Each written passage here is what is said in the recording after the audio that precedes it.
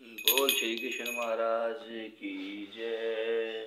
श्रीमन नारायण नारायण नारायण, श्रीमन नारायण नारायण नारायण, भजमन नारायण नारायण नारायण, श्रीमन नारायण नारायण नारायण।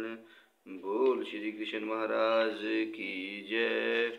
श्रीमद् भगवत ज्ञान मद् भगवत गीता यथारूप का 8वां अध्याय भगवत प्राप्ति।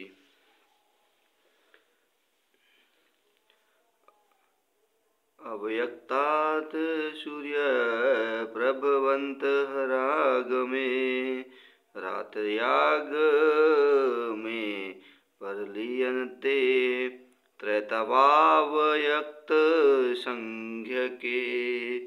ब्रह्मा के दिन के शुभारंभ के सारे जीवन अव्यक्त अवस्था से व्यक्त होते हैं और फिर जब रात्रि आती है तो वे पुनः अव्यक्त में विलीन हो जाते हैं। बोल श्री कृष्ण महाराज की जय। भूतग्राम सेवाय भूत्वा भूत्वा परलीयते, रात्र्यागमे वश्यम पारथ प्रभवत्य हरागमे। जब जब ब्रह्मा का दिन आता है तो सारे जीव प्रकट होते हैं और ब्रह्मा की रात्रि होते ही वे असहायवत विलीन हो जाते हैं। तात्पर्य अल्प ज्ञानी पुरुष जो इस भौतिक जगत में बने रहना चाहते हैं उच्चतर लोकों को प्राप्त कर सकते हैं, किंतु उन्हें पुण्य इस धरालोक पर आना होता है। वे ब्रह्मा का दिन होने पर इस जगत के उच्चतर तथा निमंतर लोकों में अपने कार्यों का प्रदर्शन करते हैं, किंतु ब्रह्मा की रात्रि होने पर वे विनिष्ट हो जाते हैं। दिन में उन्हें भौतिक कार्यों के लिए नाना शरीर प्राप्त होते रहते हैं, किंतु रात्रि के होते ही उनके शरीर विष्णु के शरीर में विलीन हो जाते हैं। वे पुण्य ब्रह्मा का दिन आने पर प्रकट होते हैं। भूतवा भूतवा परलीयते, दिन के समय वे प्रकट होते हैं और रात्रि के समय पुण्य विनिष्ट हो जाते हैं। अंतर्तोज्ञता, जब ब्रह्मा का जीवन समाप्त होता है तो उस समय सबका संहार हो जाता है और वे करोड़ों वर्षों तक अप्रकट रहते हैं। अन्य कल्प में ब्रह्मा का पुनर्जन्म होने पर वे पुण्य प्रकट होते हैं। इस प्रकार वे भौतिक जगत के जादू से मोहित होते रहते हैं, किंतु जो बुद्धिमान व्यक्ति कृष्ण भावनामृत स्वीकार करते हैं वे इस मनुष्य जीवन का उपयोग भगवान की प्राप्ति करने में तथा हरे कृष्ण मंत्र के कीर्तन में बिताते हैं। इस प्रकार वे इसी जीवन में कृष्ण लोक को प्राप्त होते हैं और वहाँ पर पुनर्जन्म के चक्कर से मुक्त होकर सतत आनंद का अनुभव करते हैं। बोल श्री कृष्ण महाराज की जय। परसत समातु भावो न यो व्यक्तो, व्यक्तात् सनातन यश सर्वेषु भूतेषु नश्यतु न विनश्यति। इसके अतिरिक्त एक अन्य अव्यक्त प्रकृति है जो शाश्वत है और इस व्यक्त तथा अव्यक्त पदार्थ से परे है। यह श्रेष्ठ और सभी नाश न होने वाली है। जब इस संसार का सब कुछ लय हो जाता है तब भी उसका नाश नहीं होता। तात्पर्य कृष्ण की पराशक्ति दिव्य और शाश्वत है। यह उस भौतिक प्रकृति के समस्त परिवर्तनों से परे है जो ब्रह्मा के दिन के समय व्यक्त और रात्रि के समय विनष्ट होती रहती है। कृष्ण की पराशक्ति भौतिक प्रकृति के गुण से सर्वदा विपरीत है। परा तथा अपरा प्रकृति को व्याख्या 7वें अभ्यास में हुई है, 7वें अध्याय में हुई है।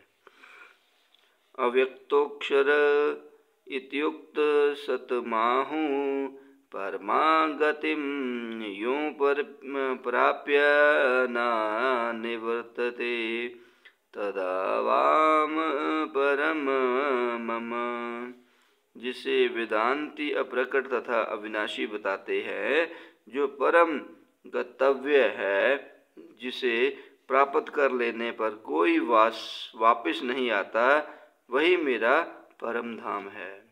तात्पर्य: ब्रह्म संहिता में भगवान कृष्ण के परम धाम को चिंतामणि धाम कहा गया है, जो ऐसा स्थान है जहाँ सारी इच्छाएं पूरी होती है। भगवान श्री कृष्ण का परम धाम गोलोक वृंदावन कहलाता है और वह पारसमणि से निमृत प्रसादों से युक्त है। यहाँ पर वृक्ष भी हैं जिन्हें कल्पतरु कहा जाता है, जो इच्छा होने पर किसी भी तरह का खाद्य पदार्थ प्रदान करने वाले हैं। वहाँ गोएं भी हैं जिन्हें सुरभि गोएं कहा जाता है और वे अनंत दुग्ध देने वाली हैं। इस धाम में भगवान की सेवा के लिए लाखों लक्ष्मियां हैं। वे आदि भगवान गोविंद तथा समस्त कारणों के कारण कहलाते हैं। भगवान बंशी बजाते रहते हैं। उनका दिव्य स्वरूप समस्त लोकों में सर्वाधिक आकर्षक है। उनके नेत्र कमल दलों के समान है और उनका शरीर मेघों के वर्ण का है। वे इतने रूपवान हैं कि उनका सौंदर्य हजारों कामदेवों को मात करता है। वे पीत वस्त्र धारण करते हैं, उनके गले में माला रहती है और केशों में मोर पंख लगे रहते हैं। भगवत गीता में भगवान श्री कृष्ण अपने निजी धाम गोलोक वृंदावन का संकेत मात्र करते हैं, जो आध्यात्मिक जगत में सर्वश्रेष्ठ लोक है।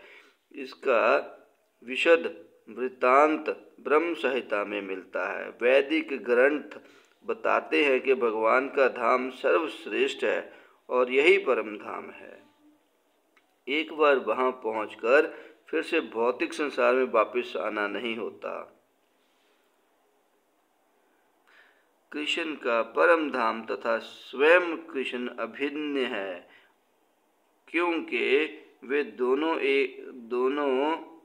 एक से गुण वाले हैं। आध्यात्मिक आकाश में स्थित इस गोलोक वृंदावन की प्रकृति इस पृथ्वी में दिल्ली से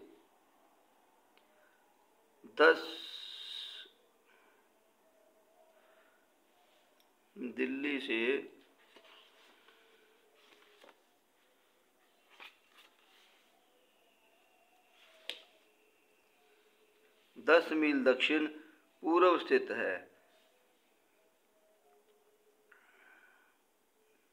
जब कृष्ण ने इस पृथ्वी पर अवतार ग्रहण किया था, तो उन्होंने इसी भूमि पर, जिसे वृंदावन कहते हैं और जो भारत में मथुरा जिले के 84 वर्ग मील में फैला हुआ है, क्रीड़ा की थी।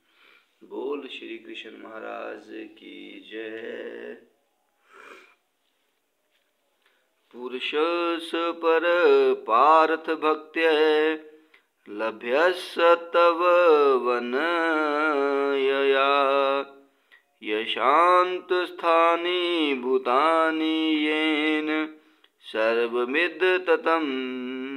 भगवान जो सबसे महान है, अन्य भक्ति द्वारा भी प्राप्त किए जा सकते हैं। यद्यपि वे अपने धाम में विराजमान रहते हैं, तो भी वे सर्वव्यापी हैं और उनमें सब कुछ स्थित है।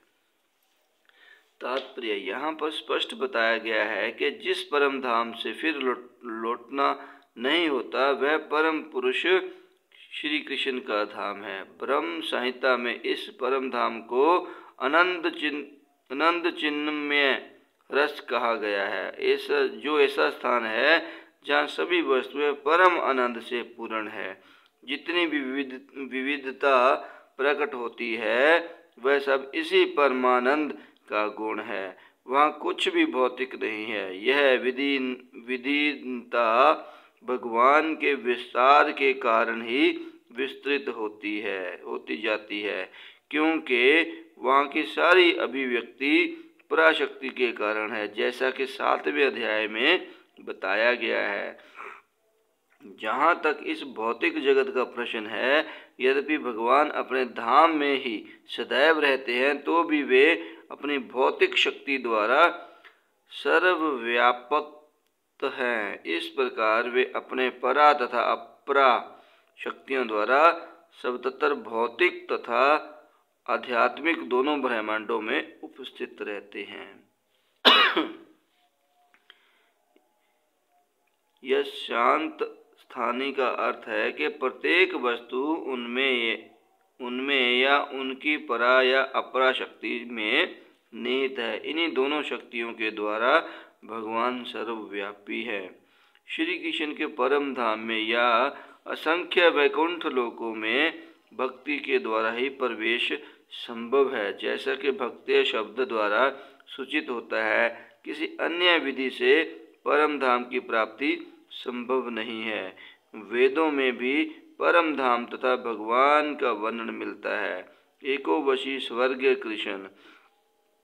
इस धाम में केवल एक भगवान रहता है, जिसका नाम श्री कृष्ण है। वह अत्यंत दयालु विग्रह है और एक रूप में स्थित होकर भी वह अपनों को लाखों श्वासों में विस्तृत करता रहता है।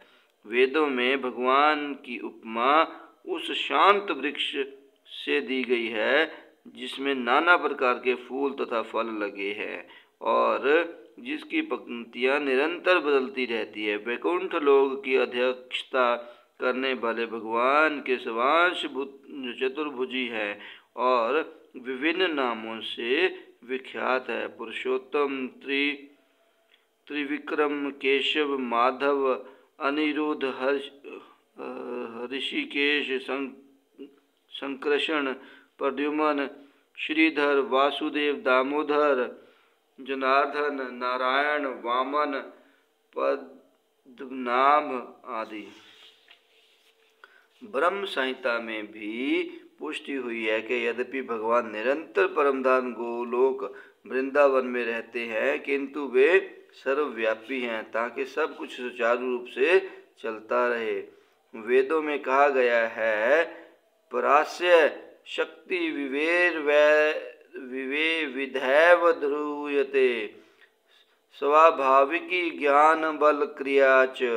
उनकी शक्तियाँ इतनी व्यापक हैं कि वे परमेश्वर के दूर सत होते हुए भी हृदय जगत में बिना किसी त्रुटि के सब कुछ सुचारू रूप से संचालित करती रहती हैं। बोल श्री कृष्ण महाराज की जय।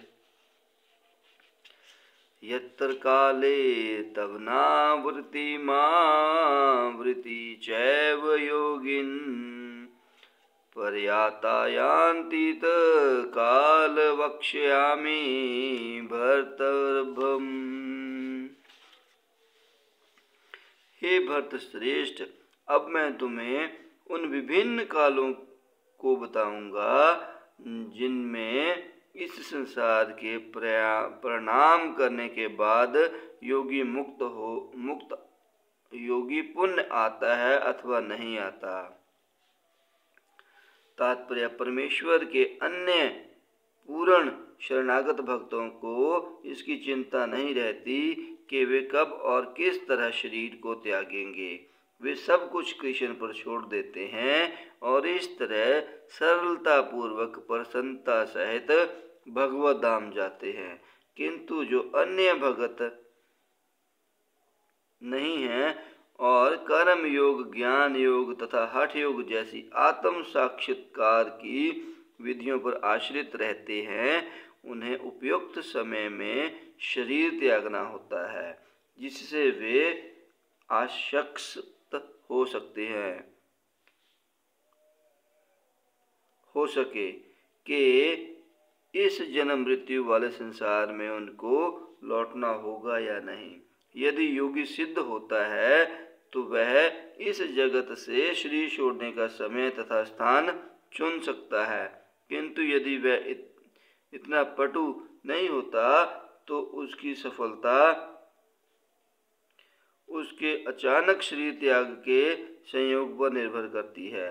भगवान ने अगले श्लोक में ऐसे उचित अवसरों का वर्णन किया है कि कब मरने से कोई वापस नहीं आता। आचार्य बलदेव विद्याभूषण के अनुसार यहाँ पर संस्कृत के काल शब्द का प्रयोग काल के अधिष्ठाता देव के लिए हुआ है। बोल श्री कृष्ण महाराज की जय।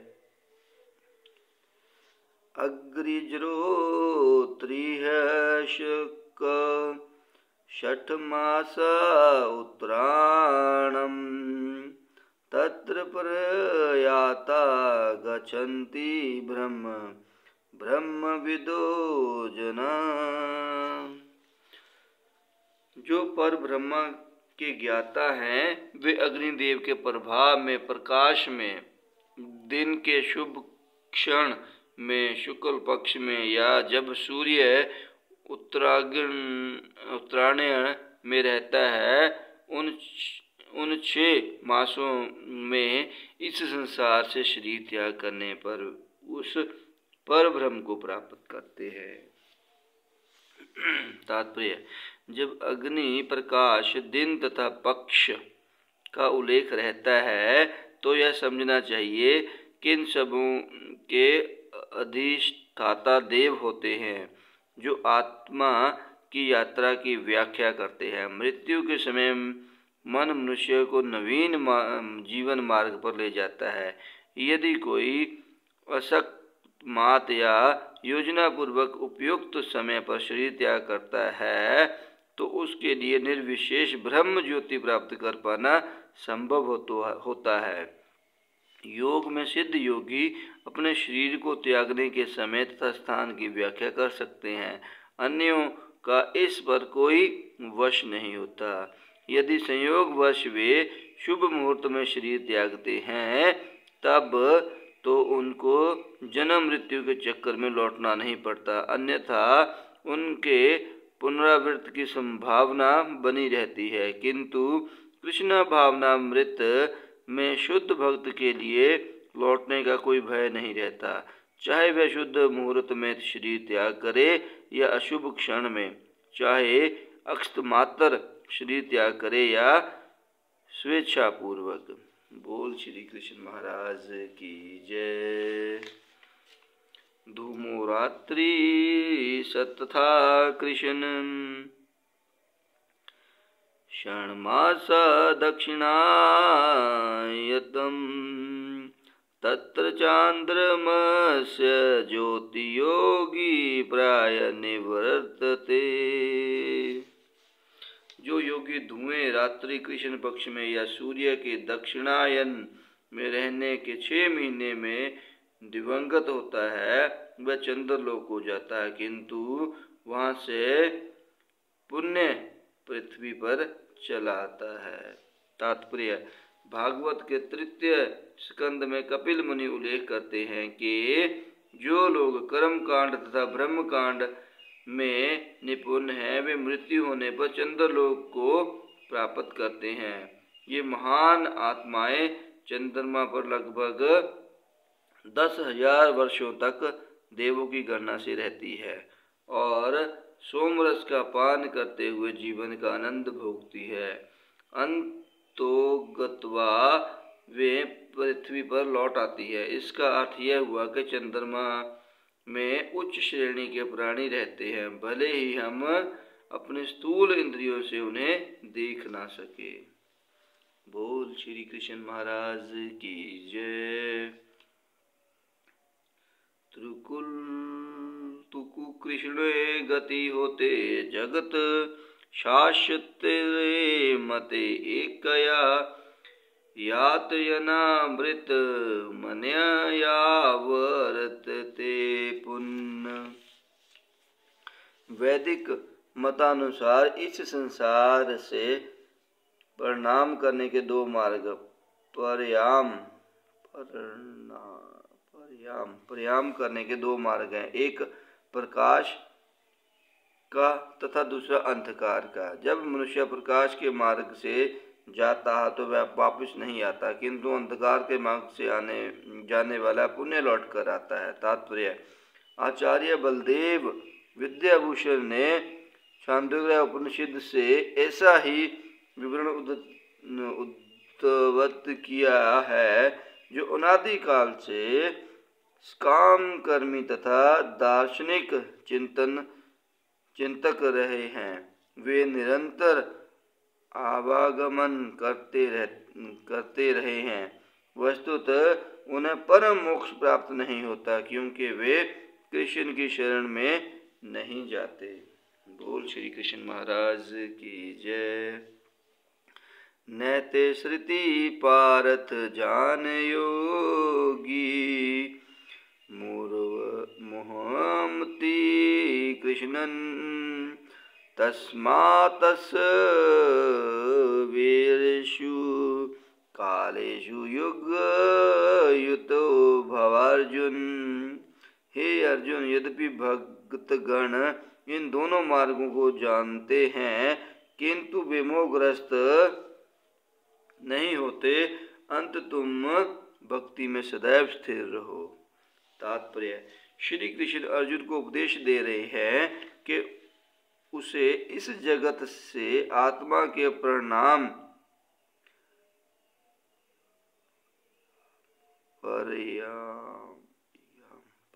करने से विभिन्न मार्गों को सुनकर विचलित नहीं होना चाहिए। भगवत को इसकी चिंता नहीं होनी चाहिए कि वह स्वेच्छा से मरेगा या दैवशस्त्र से। भगत को कृष्ण भावनामृत में दृढ़तापूर्वक स्थित रहकर हरे कृष्ण का जाप करना चाहिए। उसे यह जान लेना चाहिए कि इन दोनों मार्गों में से किसी की भी चिंता करना कष्टदायक है। कृष्ण भावनामृत में तल्लीन होने की सर्वोत्तम विधि यही है कि भगवान की सेवा में सदैव रत रहा जाए। इससे भगवद्धाम का मार्ग स्वतंत्र, सुगम, सुनिश्चित तथा सीधा होगा। इस श्लोक का योग युक्त शब्द विशेष रूप से महत्वपूर्ण है।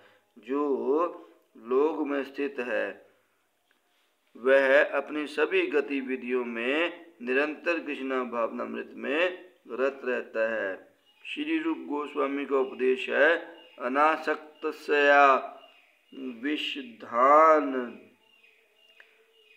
यथारथमुपयुत्र्यन्तम। मनुष्य को सांसारिक कार्यों से अनासक्त रहकर कृष्ण भावनामृत में सब कुछ करना चाहिए। इस विधि से, जिसे युक्त वैराग्य कहते हैं, मनुष्य सिद्धि प्राप्त करता है। अतएव भक्त कभी इन वर्णनों से विचलित नहीं होता, क्योंकि वह जानता रहता है कि भक्ति के कारण भगवद्धाम तक का उसका प्रयाण सुनिश्चित है। बोल श्री कृष्ण महाराज की जय। वेदेषु यज्ञेषु तपसु चैव दानेषु यत् पुण्यफल परदिशम् अत्येति तस्य वरमिद विदित्वा योगी परास्थानमुपैति चादवम्। जो व्यक्ति भक्ति मार्ग स्वीकार करता है वह वेदाध्ययन, तपस्या, दान, दार्शनिक तथा काम कर्म करने से प्राप्त होने वाले फलों से वंचित नहीं होता। वह मात्र भक्ति संपन्न करके इन समस्त फलों की प्राप्ति करता है और अंत में परम नित्य धाम को प्राप्त होता है। तात्पर्य: यह श्लोक 7वें तथा 8वें अध्याय का उपसंहार है, जिनमें कृष्ण भावनामृत तथा भक्ति का विशेष वर्णन है। मनुष्य को अपने गुरु के निर्देशन में वेदांतन करना होता है। उन्हीं के आश्रम में रहते हुए तपस्या करनी होती है। ब्रह्मचारी को गुरु के घर में एक दास की भांति रहना पड़ता है और द्वार द्वार भिक्षा मांगकर गुरु के पास लाना होता है। उसे गुरु के आदेश पर ही भोजन करना होता है और यदि किसी दिन गुरु शिष्य को भोजन करने के लिए बुलाना भूल जाए तो शिष्य को उपवास करना होता है। ब्रह्मचर्य पालन के ये कुछ वैदिक नियम है। अपने गुरु के आश्रम में जब छात्र 5 से 20 वर्ष तक वेदों का अध्ययन कर लेता है तो वह परम चित्रवान बन जाता है। वेदों का अध्ययन मनोधर्मियों के मनोरंजन के लिए नहीं अपितु चरित्र निर्माण के लिए है। इस प्रशिक्षण के बाद ब्रह्मचारी को गृहस्थ जीवन में प्रवेश करके विवाह करने की अनुमति दी जाती है। गृहस्थ के रूप में उसे अनेक यज्ञ करने होते हैं जिससे वह आगे उन्नति कर सके। उसे देश काल तथा पात्र के अनुसार तथा सात्विक राजसिक तथा तामसिक दान में अंतर करते हुए दान देना होता है, जैसा कि भगवत गीता में वर्णित है। गृहस्थ जीवन के बाद वानप्रस्थ आश्रम ग्रहण करना पड़ता है, जिसमें उसे जंगल में रहते हुए वृक्ष की छाल पहनकर तथा घोर कर्म आदि किए बिना कठिन तपस्या करनी होती है। इस प्रकार मनुष्य ब्रह्मचर्य, गृहस्थ, वानप्रस्थ तथा अंत में संन्यास आश्रम का पालन करते हुए जीवन की सिद्धावस्था को प्राप्त होता है। तब इसमें से कुछ सर्वलोक को जाते हैं और यदि वे और अधिक उन्नति करते हैं तो अधिक उच्च लोकों को या तो निर्विशेष ब्रह्म ज्योति को या वैकुंठ लोक या कृष्ण लोक को जाते हैं। वैदिक ग्रंथों में इसी मार्ग की रूपरेखा प्राप्त होती है। किंतु कृष्ण भावनामृत की विशेषता यह है कि मनुष्य एक ही झटके में भक्ति करने के कारण मनुष्य जीवन के विभिन्न आश्रमों के अनुष्ठानों को पार कर जाता है। यदि विद्वता शब्द सूचित करते हैं कि मनुष्य को भगवत गीता के इस अध्याय में तथा 7वें अध्याय में दिए गए कृष्ण के उपदेशों को समझना चाहिए। उसे विदग्धता या मनोधर्म से इन दोनों अध्यायों को समझने का प्रयास नहीं करना चाहिए, अपितु भक्तों को संगीत से श्रवण करके समझना चाहिए। 7वें से लेकर 12वें तक के अध्याय भगवत गीता के सार रूप है। प्रथम 6 अध्याय तथा अंतिम 6 अध्याय इन मध्यवर्ती 6 अध्यायों के लिए आवरण मात्र हैं, जिनकी सुरक्षा भगवान करते हैं। यदि कोई गीता के इन 6 अध्यायों को भक्त की संगति में भली भांति समझ लेता है तो उसका जीवन समस्त तपस्याओं, यज्ञों, दानों, चिंतनों को पार करके महिमा मंडित हो उठेगा, क्योंकि केवल कृष्ण भावनामृत के द्वारा उन्हें इतने कर्मों का फल प्राप्त हो जाता है। जिसे भगवत गीता में तनिक भी श्रद्धा नहीं है उसे किसी भक्त से भगवत गीता समझनी चाहिए, क्योंकि 4थे अध्याय के प्रारंभ में ही कहा गया है कि केवल भक्तगण ही गीता को समझ सकते हैं, अन्य कोई भी भगवत गीता के अभिप्राय को नहीं समझ सकता। अंत मनुष्य को चाहिए कि वह किसी भक्त से भगवत गीता पढ़े, मनोधर्मियों से नहीं। यह श्रद्धा का सूचक है। जब भक्त की खोज की जाती है और अंत भक्ति संगति प्राप्त हो जाती है, उसी क्षण से भगवत गीता का वास्तविक अध्ययन तथा उसका ज्ञान प्रारंभ हो जाता है। भक्त की संगति से भक्ति आती है और भक्ति के कारण कृष्ण या ईश्वर तथा कृष्ण के कार्यकलापों, उनके रूप, नाम, लीलाएं आदि से संबंधित सारे भ्रम दूर हो जाते हैं। इस प्रकार भ्रमों से दूर हो जाने पर वह अपने अध्ययन में स्थिर हो जाता है। तब उसे भगवत गीता के अध्ययन में रस आने लगता है और कृष्ण भावनावर्त होने की अनुमति होने लगती है। आगे बढ़ने पर वह कृष्ण के प्रेम में पूर्णतया अनुरक्त हो जाता है। वह जीवन की सर्वोच्च सिद्ध अवस्था है जिससे भक्त कृष्ण के धाम गोलोक वृंदावन को प्राप्त होता है, जहाँ वह नित्य सुखी रहता है। इस प्रकार श्रीमद् भगवत गीता के 8वें अध्याय भगवत प्राप्ति का भक्ति वेदांत तात्पर्य पूर्ण हुआ। बोल श्री कृष्ण महाराज की जय। श्रीमन्नारायण नारायण नारायण, श्रीमन्नारायण नारायण नारायण, श्रीमन्नारायण नारायण नारायण, श्रीमन्नारायण नारायण नारायण। बोल श्री कृष्ण महाराज की जय। ओम सूर्य देवाय नमः।